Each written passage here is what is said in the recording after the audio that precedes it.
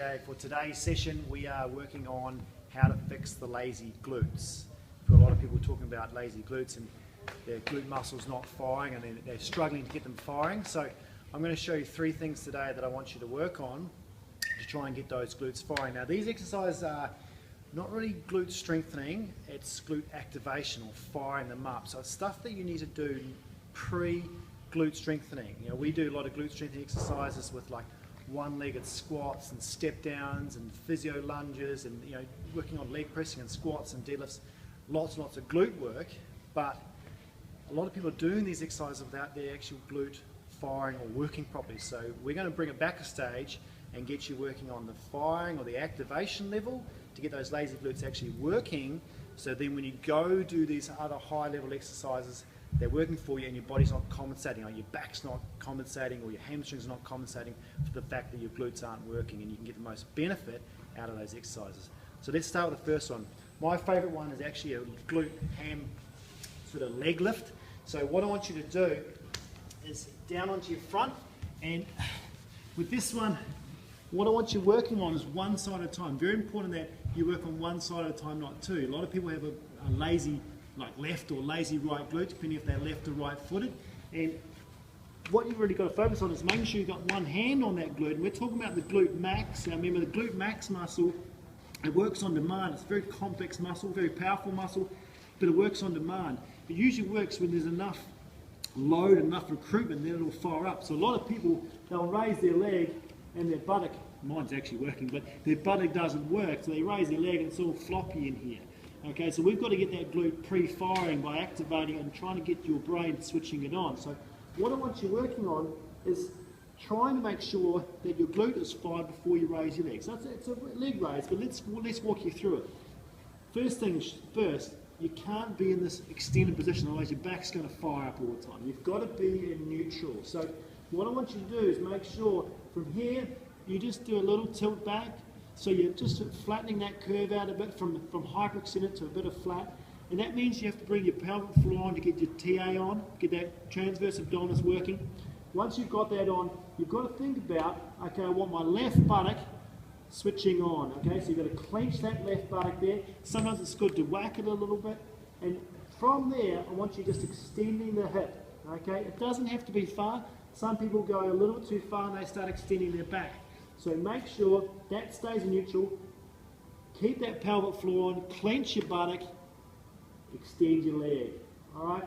And you can hold it there for a good sort of 3 or 4 seconds to get that activation, even up to 10 to get more activation, more endurance in it, and then release and down. And I like to have my head here so I can concentrate, really think about it, pelvic tilt, pelvic floor on, TA on, clench my buttock, raise my leg, hold it there, get some really good activation, and down. And I'd work on about sort of 10 repetitions in a set, get a good 2 or 3 sets out before you move on to the next exercise.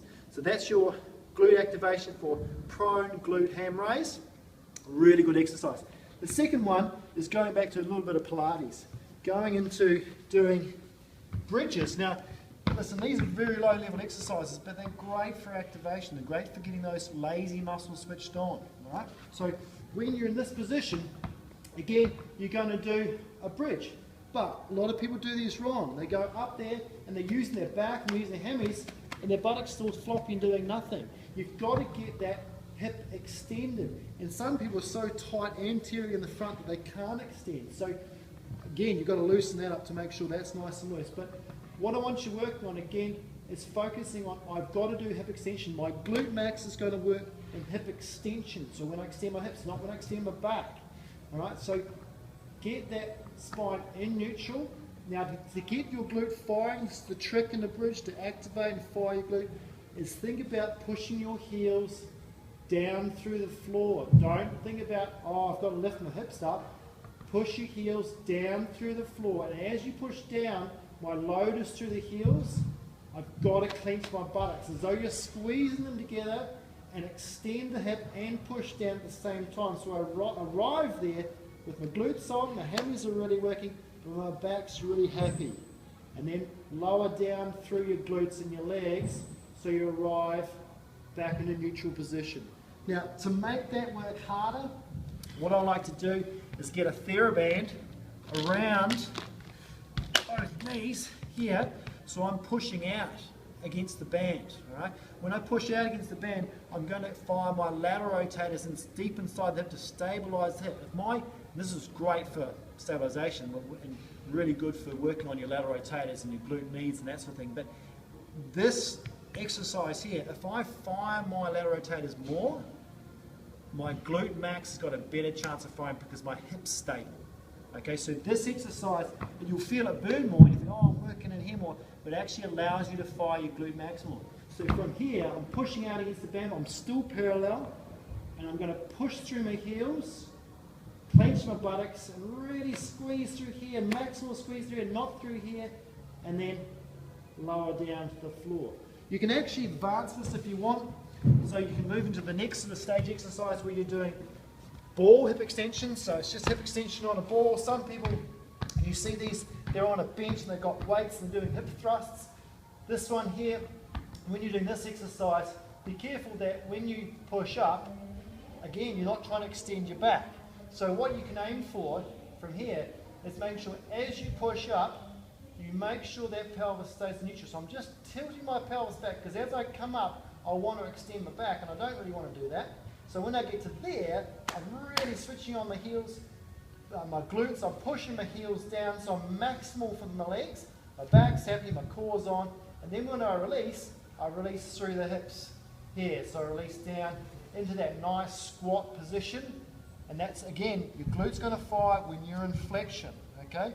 When you're deep in flexion, when you push, it's going to fire, and then it's going to fire again when you're up in that end range extension up into here. And you've got to make sure you're clenched all the way up and down. So really important tip there for those ones. Then the last one I like working on is doing a 4-point hip extension. Now this activates your core a little bit more, so it's a little bit harder to challenge for your core stability. If your core stability is not great, it's a little bit harder. But what I want you to work on is get into that nice 4-point position where you're trying to get your thighs straight down. Sometimes it's easier if you look in a mirror.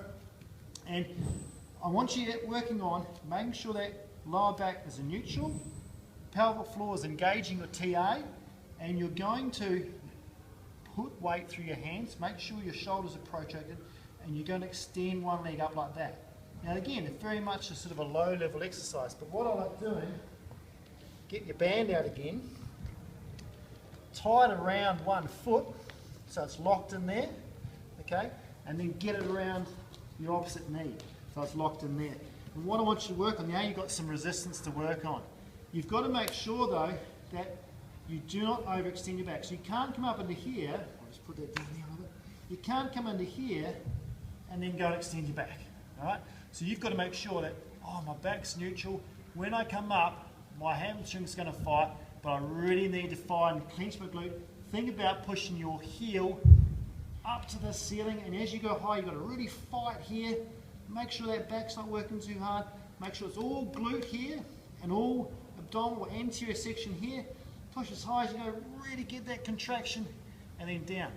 So it doesn't have to be a heavy load, and it's definitely not a heavy load like you would doing a squat or a deadlift, but you're getting really maximal workout on the glutes because you're contracting and squeezing as much as possible over a long period of time, over that sort of 10-second period. So work on those 3 exercises, and that'll start activating your glutes, stop you sort of having them too lazy when you do your normal exercise, and then you'll find that you'll get better control, better activation, and those strengthening exercises that use your glutes actually work for you.